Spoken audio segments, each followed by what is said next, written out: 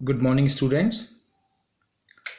आज रिटायरमेंट के next practical session में हम आज देखेंगे कुछ एग्जाम्पल्स, कुछ क्वेश्चंस और उनके सॉल्यूशंस। ध्यान रखिएगा, अब रिटायरमेंट में ना तो रिटायरिंग पार्टनर का हमें इंडिविजुअल लोन अकाउंट बनाना है और ना ही बैलेंस शीट बनानी है। तो हमें फोकस कहाँ करना है? हमें फोकस करना है रिवैल्यूएशन अकाउंट और पार्टनर्स के कैपिटल अकाउंट में। ध्यान रखिएगा, जो भी पार्टनर रिटायर होता है, फाइनली रिटायरमेंट के टाइम पे उसको जितना भी हिसाब किताब यानी कि जितना भी उसका पेमेंट बनता है उसको या तो पे कर दिया जाता है या उसे लोन मान लिया जाता है। लेकिन ध्यान रखें, अब इस साल के सिलेबस में लोन अकाउंट का प्रिपरेशन नहीं है, लेकिन कैपिटल अकाउंट बनेगा। बैलेंस शीट नहीं बनानी है। तो हमें फोकस जो करना है वो ध्यान रखें, कुछ एडजस्टमेंट्स हैं जिसे रिवैल्यूएशन से रिलेटेड है, गुडविल हो गया, इनके बारे में देखना है। एक क्वेश्चन को हम यहाँ देखते हैं। मैं टफ क्वेश्चन ले रहा हूँ थोड़े, इसके बाद भी एक और टफ लूंगा। ABC were in a partnership sharing profit and loss in the ratio 2:1. On December 31st 2016 A retires from the firm. ABC में से A रिटायर होता है, यानी उसका शेयर है 2/5. B and C continue to carry on the same terms and condition under the name. Balance sheet दे रखी है, कैपिटल अकाउंट, क्रेडिटर्स। तो यहाँ पर कोई ऐसे कोई फंड्स नहीं हैं जो कि ओल्ड पार्टनर्स आपस में बांट सकें। ध्यान रखें, पिछले क्वेश्चन में भी मैंने बताया था फंड्स के बारे में। फंड्स होते हैं तो वो पार्टनर्स में बंटते हैं। एसेट्स में कोई भी इस तरह का लॉस नहीं है क्योंकि यहाँ सारी की सारी एसेट्स गिवन है, तो यहाँ भी कोई ऐसे लॉस मेंशन नहीं है। मैं थोड़ा सा आपकी नज़र ऊपर वाले क्वेश्चन की तरफ डालना चाहूँगा। देखिए, यहाँ इस वाले क्वेश्चन है, ये बहुत इजी क्वेश्चन था, इसमें केवल रिवैल्यूएशन की एडजस्टमेंट्स हैं। इसमें एक चीज़ देखिए, यहाँ पर कोई भी डिस्ट्रीब्यूटेबल फंड्स हैं, केवल रिजर्व फंड। ये प्रोविडेंट फंड के लिए मैंने ये क्वेश्चन को ऊपर को क्यों मूव किया, केवल ये दिखाने के लिए कि जो ये प्रोविडेंट फंड है ये फंड नहीं होता। हमेशा ध्यान रखना, ये लाइबिलिटी होती है, इसको कभी डिस्ट्रीब्यूट नहीं किया जाएगा, ये लाइबिलिटी होती है। प्रोविडेंट फंड को कभी कभार एम्प्लॉइज प्रोविडेंट फंड भी लिखते हैं या प्रोविडेंट फंड। तो प्रोविडेंट फंड पार्टनर का पैसा नहीं है, कभी भी इसको डिस्ट्रीब्यूट करने की गलती नहीं करना। वापस से हम अपने क्वेश्चन में आ जाते हैं। इसमें देखिए, according to the agreement on A's retirement, assets are to be revalued as freehold property at 48,000. freehold property की वैल्यू कितनी हो गई है? 48,000 हो गई। at बोल रहा है, देखो रिवैल्यूएशन के रिगार्डिंग मैंने एक इंडिविजुअल वीडियो भी बना रखा है, उसको आप देख सकते हैं। प्लांट एंड मशीनरी at, जब भी at या टू वर्ड यूज होता है तो इसकी मतलब है ये नई वैल्यू है। जो भी एडजस्टमेंट में एसेट्स की वैल्यू या लाइबिलिटी की वैल्यू दे रखी है वो कौन सी वैल्यू है? न्यू वैल्यू है। तो हम रिवैल्यूएशन में क्या लिखेंगे? रिवैल्यूएशन में हम देखेंगे पुरानी वैल्यू और नई वैल्यू में कितना चेंज आया है, क्या वैल्यू बढ़ी है, क्या घटी है। तो जितना भी इंक्रीज और डिक्रीज होगा वही रिवैल्यूएशन में लिखा जाएगा। लूज टूल्स 6,800 एट, ये भी एट है, देखिए। इन्वेस्टमेंट एट इतना है। गुडविल रिवैल्यूएशन में नहीं आता, ध्यान रखें। गुडविल की वैल्यू भी दे रखी है, ज़्यादातर स्टूडेंट कहीं गुडविल ना लिख दें, गुडविल कभी भी रिवैल्यूएशन में नहीं आता, ये न्यू गुडविल है। ठीक हो गया?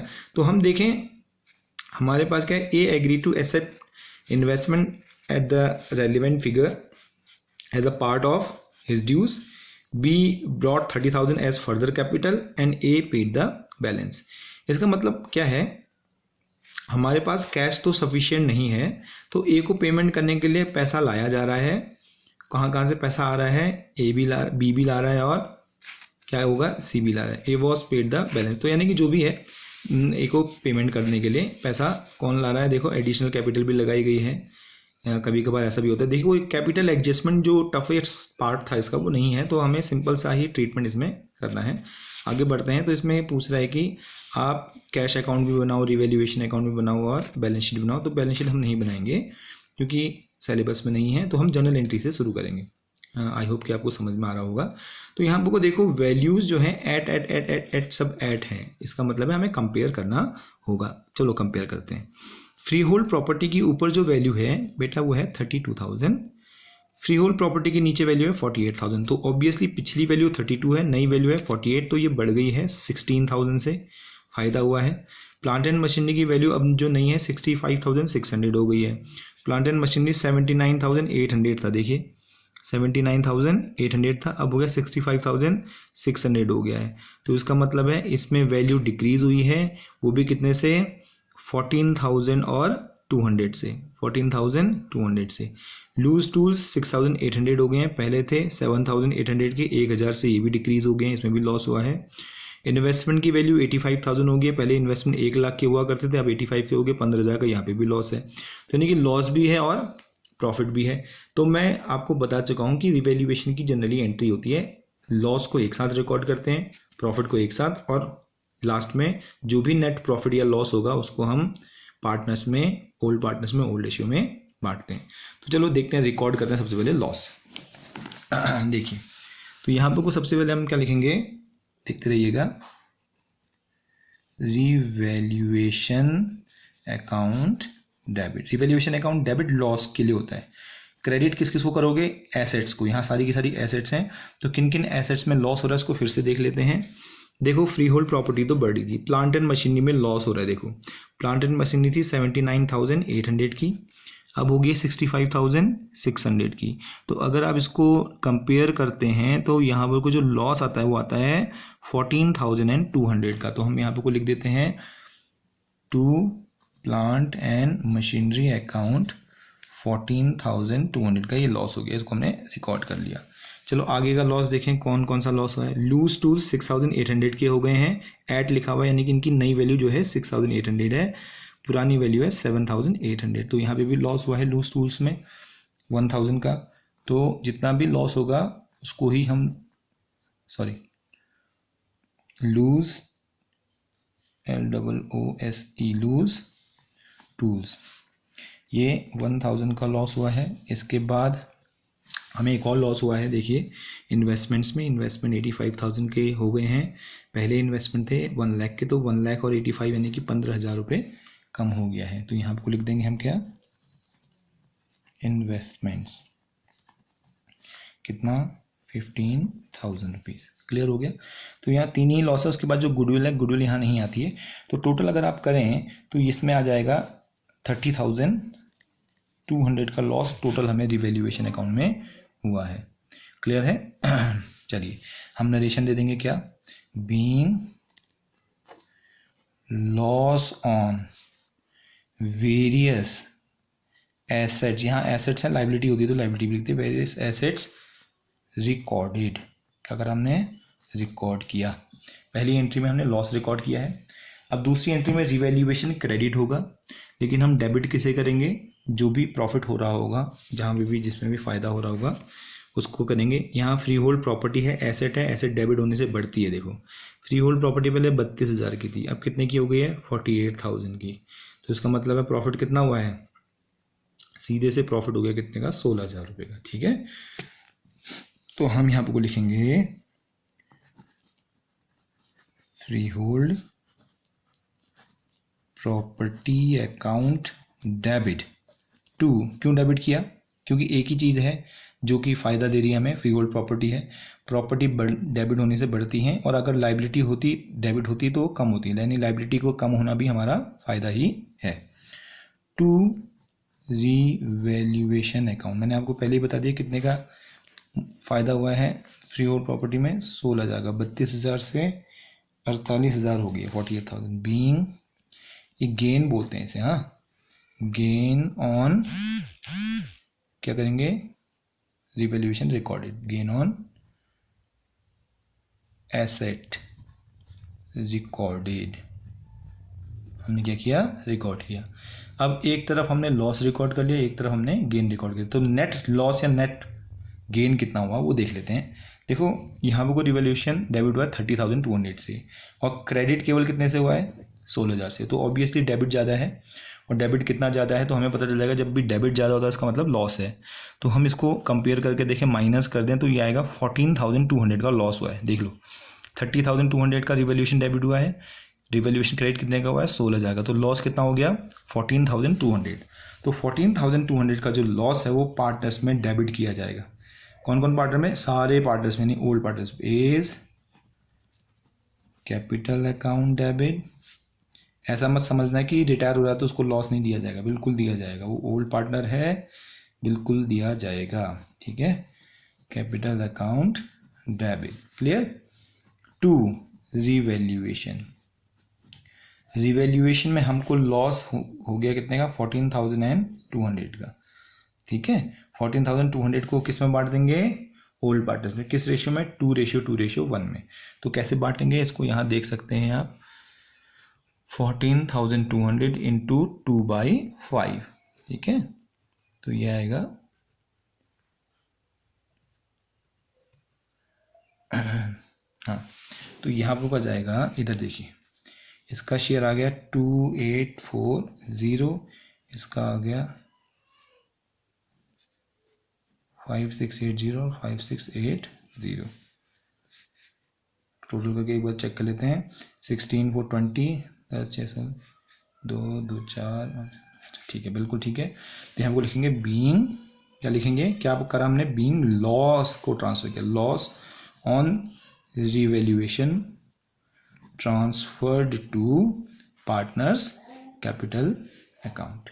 तो ये जनरली 3 ही एंट्री होती है मैक्सिमम रिवैल्यूएशन की, एक में रिवैल्यूएशन डेबिट, एक में क्रेडिट। जरूरी नहीं है कि हमेशा 3 ही एंट्री हो, लेकिन मैक्सिमम 3 एंट्री होती हैं।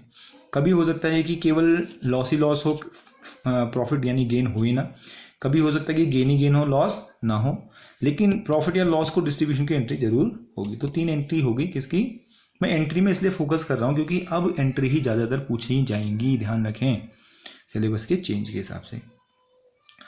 तो लॉस बांटने के बाद अब हमारा काम क्या है, गुडविल का ट्रीटमेंट। हमेशा ध्यान दें, गुडविल का ट्रीटमेंट मैं पहले भी बार बार बता रहा हूँ, जब भी प्रॉफिट शेयरिंग रेशियो चेंज होता है यानी कि रिकॉन्स्टिट्यूशन होता है, तो उसमें गुडविल का ट्रीटमेंट बहुत ज़रूरी हो जाता है। तो देखेंगे सबसे पहले गुडविल के ट्रीटमेंट के लिए हमें ना रेशियो की ज़रूरत होती है।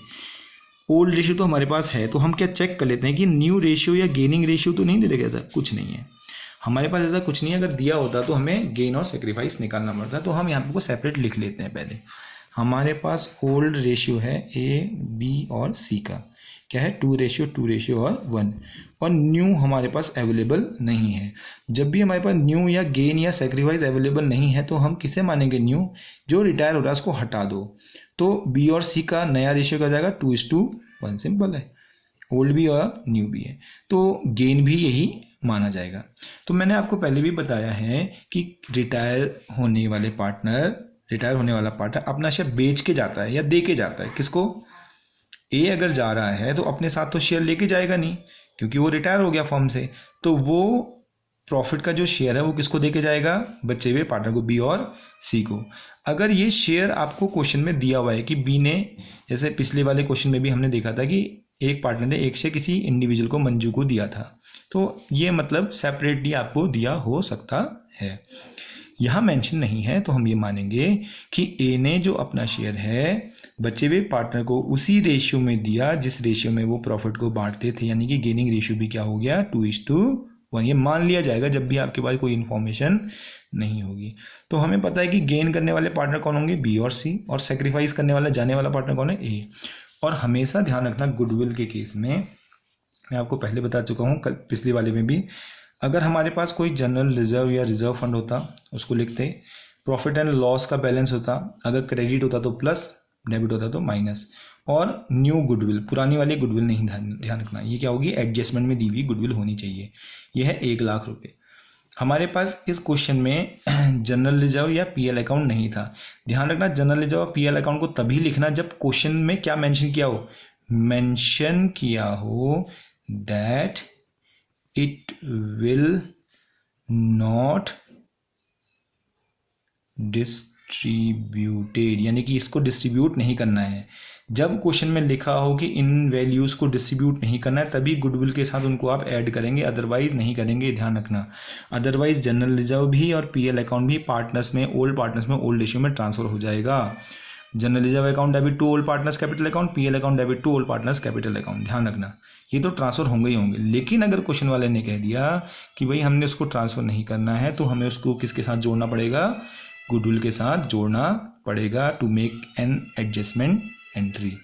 तो गुडविल के साथ जोड़ते हैं। फिलहाल यहाँ तो वैल्यू प्लस में आ रही है, यहाँ वैल्यू किस में आ गई, प्लस में। हो सकता है ये माइनस में आए, तो मैंने आपको पहले भी बताया अगर ये माइनस में आएगी तो गेनिंग पार्टनर को फिर क्रेडिट करना पड़ता है, अदरवाइज गेनिंग हमेशा क्या होते हैं, डेबिट ही होते हैं। तो गेनिंग पार्टनर कौन कौन है, बीज capital account debit, seize capital account debit, gaining partner debit तभी होंगे जब ये वाली वैल्यू पॉजिटिव होती है, पॉजिटिव है अभी भी।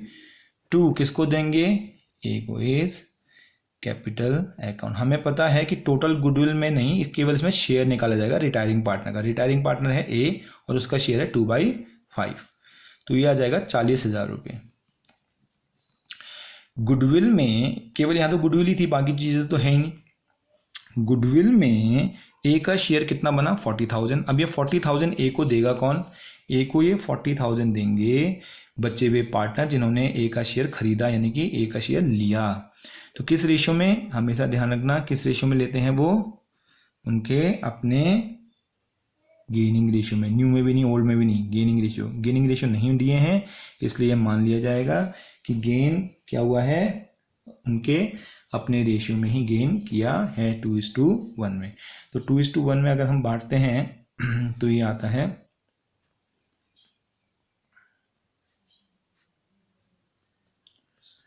13,333 और 26,667 being share of goodwill adjusted between partners। ठीक है, ये एडजस्ट कर लिया हमने। तो इस तरह से हम क्वेश्चन को बनाएंगे। गुडविल का ट्रीटमेंट भी हो गया। अब नया पार्टनर कुछ पैसा ला रहा है और ए को पेमेंट कर दिया गया है, उसकी भी हम एंट्री बना सकते हैं। अब अगला क्वेश्चन में क्या कह रहा है, A agree to accept investment at the relevant figure in part of his dues. जो इन्वेस्टमेंट यहाँ आपके क्या हुए थे, रेलिवेंट फिगर जो आपकी क्या हुए थे, यहाँ पे देखो इन्वेस्टमेंट की वैल्यू यहाँ पे कम हुई थी ना 15,000 से। इसका मतलब है इन्वेस्टमेंट जो थे यहाँ पे अब 1 लाख के नहीं है। रेलिवेंट फिगर क्या होगी, किस वैल्यू पे इन्वेस्टमेंट का वैल्यूएशन हुआ है, 85। तो 85,000 किसने ले लिया कह रहा है, ए ने। चलो देखते हैं कि ए का अकाउंट कैसे बनाएंगे हम। देखो रिवैल्यूएशन अकाउंट कैसे बनाया जाता है, हम एक एक करके अब अकाउंट बनाते हैं। जनरल एंट्री भी करेंगे एज अ पार्ट। ध्यान रखना जनरल एंट्री अभी पूरी नहीं हुई है।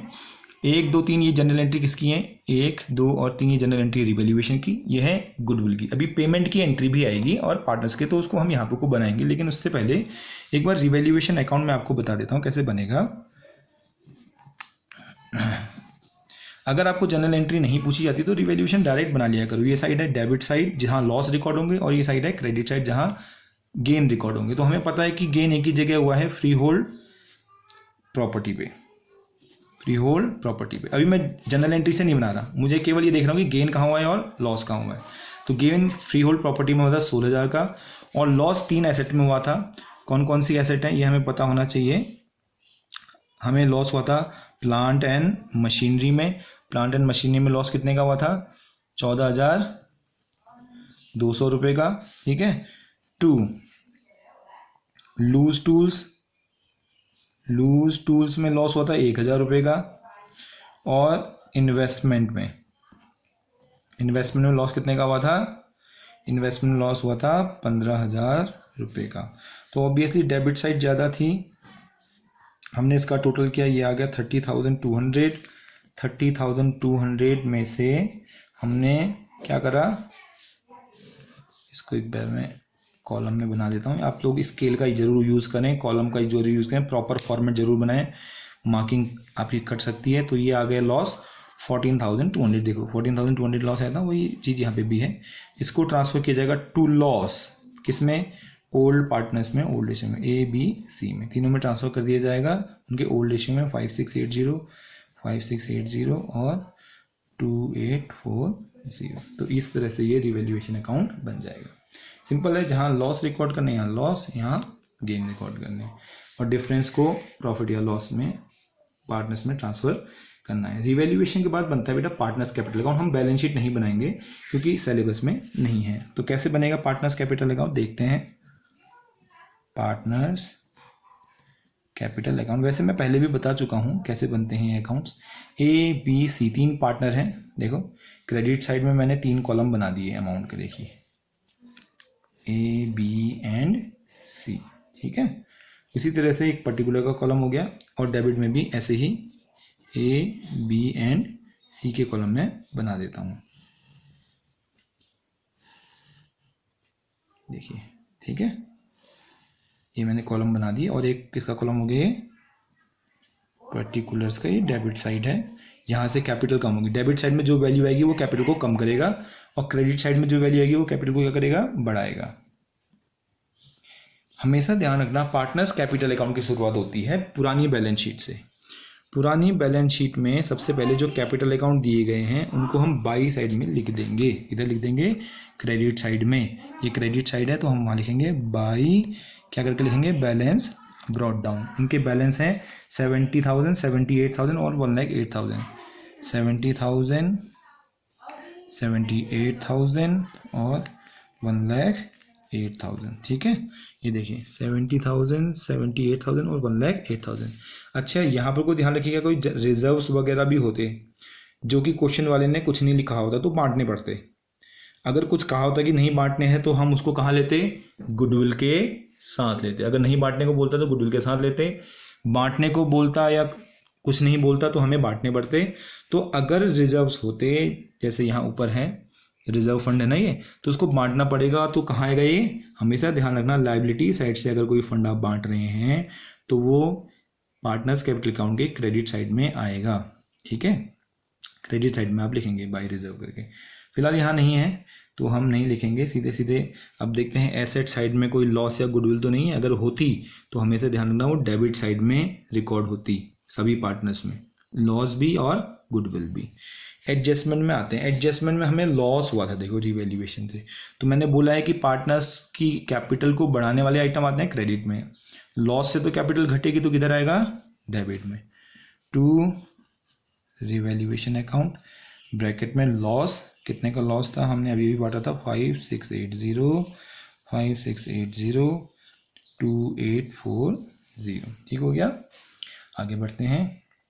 उसके बाद देखिए क्या लिखा था, गुडविल।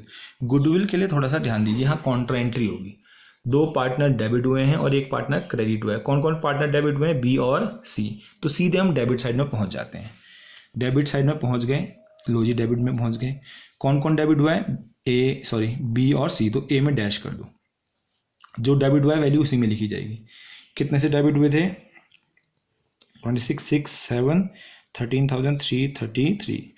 किसने डेबिट किया था इनको, सर ए ने, ए कैपिटल अकाउंट। बी और सी डेबिट हुए थे, कर दिया हमने, बी और सी को डेबिट कर दिया। देखो ये वैल्यू से, किससे डेबिट होते, ए से। अब एक क्रेडिट भी तो हुआ है ना, तो क्रेडिट साइड में पहुंच जाएंगे। अब क्रेडिट साइड में पहुंच जाएंगे, क्रेडिट कौन हुआ, ए, तो बी और सी में डैश कर दो और ए में वैल्यू लिख दो 40,000 रुपये या जो भी है। किस किस से क्रेडिट हुए हैं, बाई बी एंड सी, या ऐसा भी लिख सकते हो या ऐसा करा करो,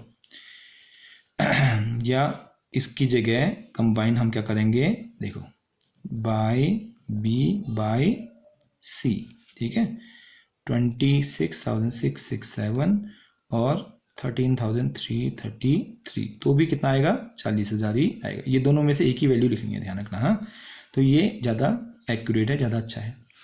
तो इस तरह से गुडविल का ट्रीटमेंट किया जाता है कॉन्ट्रा एंट्री की तरह। अब बचा लास्ट एडजस्टमेंट, एक दो एडजस्टमेंट बचे हैं जिसमें ए ने एसेट ले ली है, A agree to accept investment, investment ले लिया।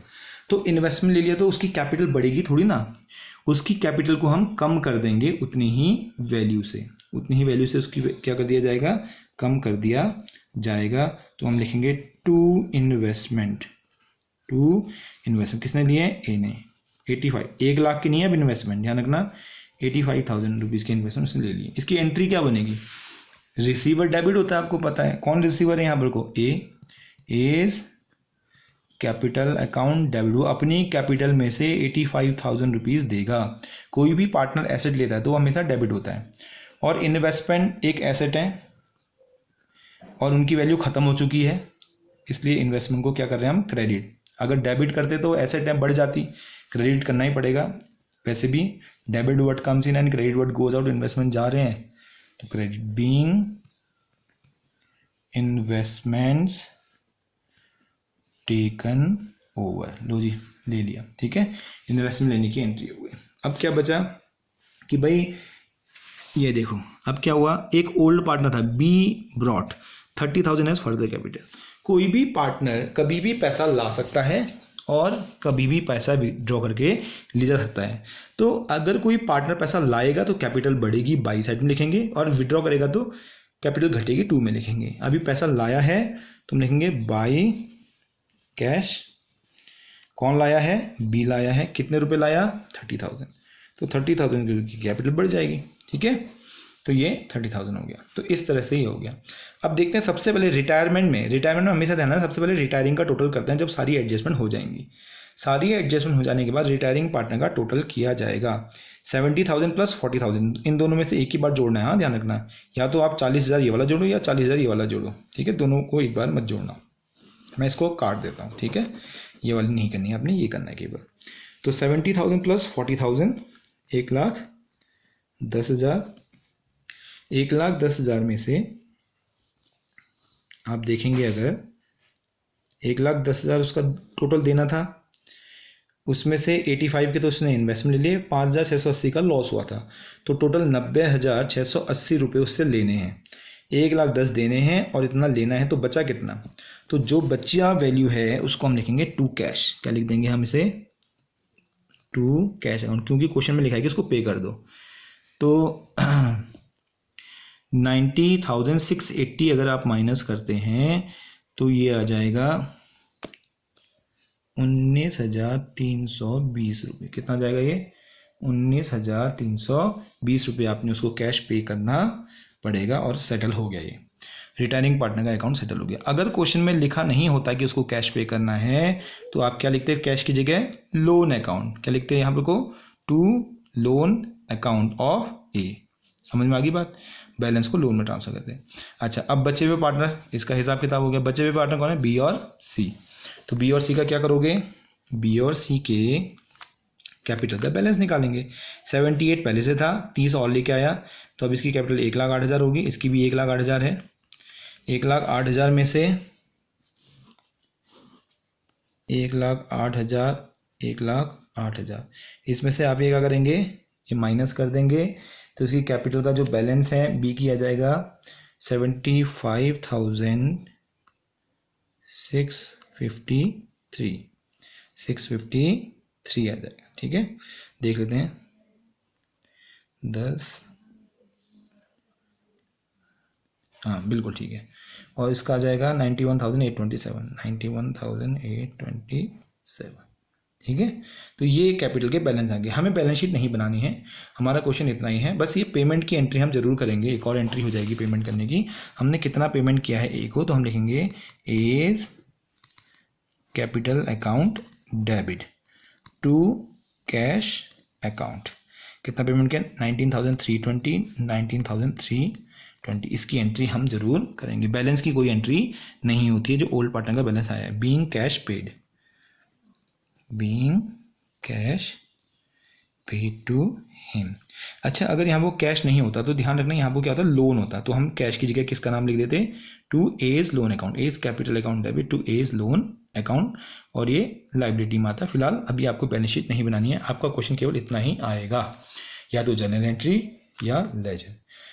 बहुत ध्यान से क्वेश्चन को बनाना। अब मैं आपको कुछ क्वेश्चन दे रहा हूँ, वो आपने बनाने हैं, उसका स्क्रीनशॉट ले लेना। ठीक है, वो आपने सॉल्व करने हैं।